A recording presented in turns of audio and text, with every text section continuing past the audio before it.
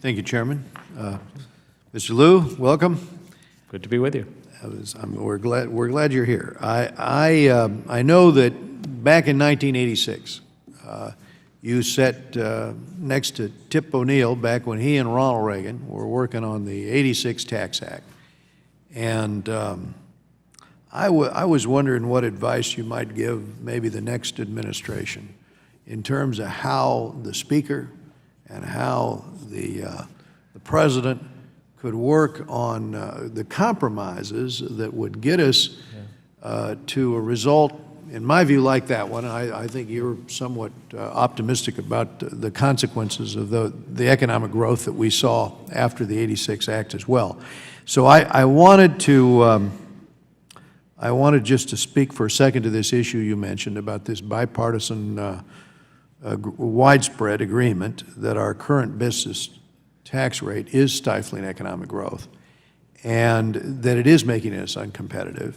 And there is an agreement, I think, on the need to eliminate loopholes, and I think also some of us who agree we should be taking tax revenue from money parked overseas to pay for infrastructure projects here. There's perhaps that element too that could help move this through.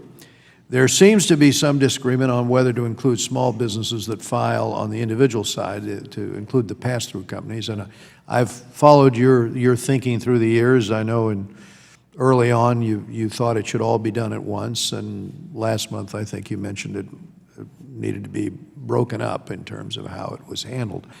But I thought I'd ask you that question, and especially in line in terms of how we were able to achieve that result in '86. Congressman, it's a great question. It's actually something I've given a lot of thought to. I think we've made a lot of progress in the discussions on a bipartisan basis on business tax reform. I think in terms of how we should close loopholes, how we should lower rates, how we should deal with international income, have a minimum tax, I think that we have an emerging consensus that has the ability to get bipartisan support. I think you put your finger on something that has been an issue, and I think it's a misunderstood issue, and if I could take just a minute, I'd like to explain why. That you can do business tax reform on the corporate side and provide a lot of benefit to small businesses by letting them deduct everything that they spend on investment, by giving them simplified procedures. Real small businesses would benefit from where the emerging consensus for business tax reform is.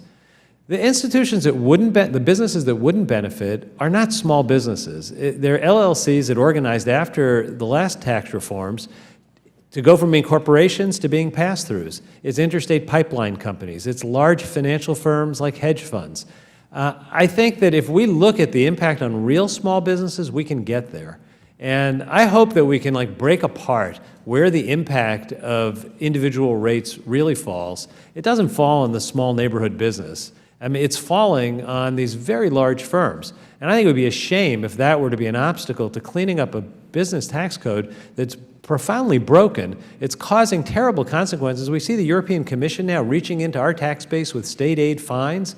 That's a terrible thing. We need to stop it by fixing our tax code. And you put your finger on what I think brings it together, so we should be able to get bipartisan consensus, which is using the one-time revenue that comes from having a tax applied to overseas income, whether it comes home or not, to fund infrastructure.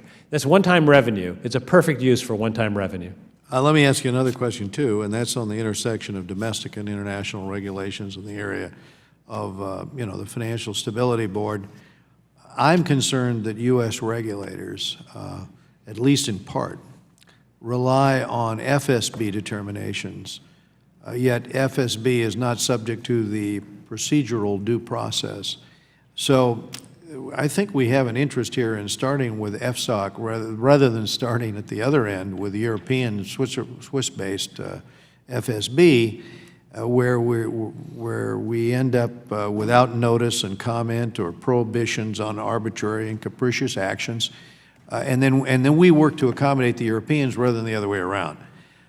Given the impact a designation can have on a company, why utilize a process that lacks some basic protections here? Why don't we reverse that process? Well, Congressman, we do it the way you want us to do it. The only designations that we make based on U.S. procedures. The FSB is a policy shaping, not an action determining body. It's not binding on nations, but it does help bring other countries closer to meeting our standards. And I think it's good for us to have other countries have higher regulatory standards. Thank you, Mr. Chairman. Time of the gentleman has expired.